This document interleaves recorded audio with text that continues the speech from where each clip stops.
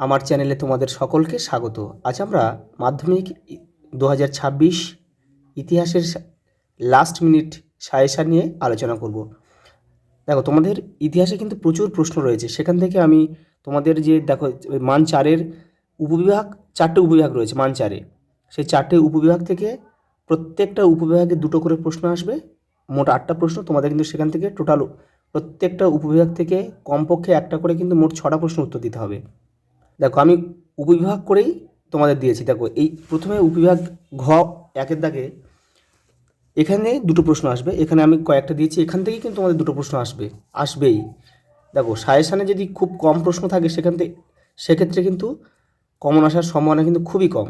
দেখো, তোমাদের আমি এবিটিএ টেস্ট পেপার ঘেটে সমস্ত সেটগুলো ঘেটে কিন্তু সেখান থেকে আমি তোমাদের প্রশ্ন দিয়েছি। এগুলো করলেই তো কিন্তু তোমাদের হয়ে যাবে, অন্য কিছু করার কোনো প্রয়োজন নেই। দেখো না, প্রথম প্রশ্ন দেখো, নারী শিক্ষা বিস্তার ঈশ্বরচন্দ্র বিদ্যাসাগরের অবদান। এটা রায়ন মার্টিনের পেজ দেওয়া আছে, একটু দেখে নিও। হুতুম প্যাঁচার নকশা গ্রন্থে 19 শতকের বাংলার কিরূপ সমাজচিত্র পাওয়া যায়। তাও দেখো, টিকা লেখো চার্লস উডের নির্দেশনামা। তারপর দেখো, এদেশের শিক্ষা চিকিৎসাবিদ্যার ক্ষেত্রে কলকাতা মেডিকেল কলেজের ভূমিকা কীরূপ ছিল। দেখো, এদেশের পরেটা দেখো, শ্রীরামকৃষ্ণের সর্বধর্ম সমন্বয়ের আদর্শ ব্যাখ্যা করো। তারপরটা দেখো, আধুনিক ইতিহাস রচনায় পরিবেশের ইতিহাসের গুরুত্ব। জীবনস্মৃতিতে সমকালীন সমাজ ও স্বদেশিকতার কীরূপ সমাজচিত্র পাওয়া যায়। টিকা লেখো জীবনের ঝরাপাতা। নারী ইতিহাস চর্চা কেন গুরুত্বপূর্ণ।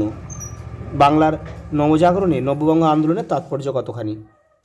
এই 10টা প্রশ্ন দেখে যায় উপবিভাগ ঘ থেকে, কিন্তু তোমাদের ঘয়ের একের দাগ থেকে কিন্তু 2টো প্রশ্ন আসবেই। পরে দেখো, উপবিভাগ ঘ 2।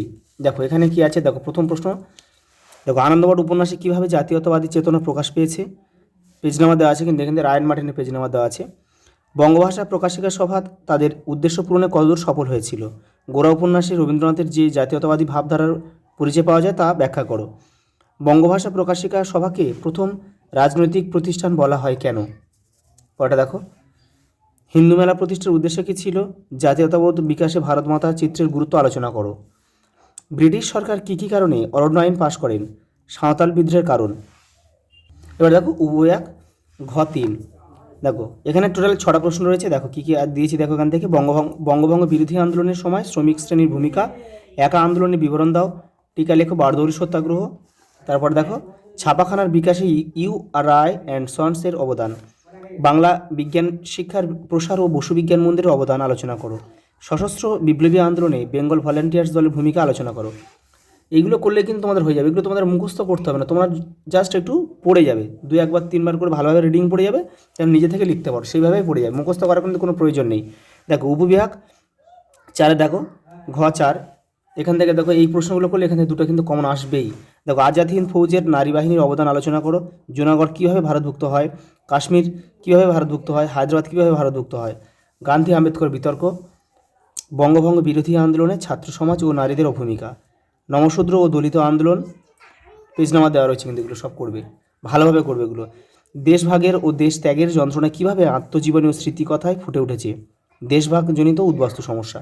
হয়ে গেল। এবার দেখো মান 8-এর 3টে থাকবে, তোমাদের একটা লিখতে হবে। আমি এখানে মোট 7টা দিয়েছি, এর মধ্যে এইগুলো করলে কিন্তু এখান থেকে তোমরা একটা কমন অবশ্যই পেয়ে যাবে, একদম 100% কমন পেয়ে যাবে। দেখো প্রথম প্রশ্ন আমি দিয়েছি, দেখো সংক্ষেপে দেখো, মহাবিদ্রোহের কারণ চরিত্র বিশ্লেষণ করো। দেখো কতগুলো স্টার পড়েছে। লেখায় ও রেখায় ভারতীয় জাতীয়তাবোধের বিকাশ আলোচনা করো। বিংশ শতকে ভারতে উপনিবেশ বিরোধী আন্দোলনে বামপন্থীদের ভূমিকা লেখো।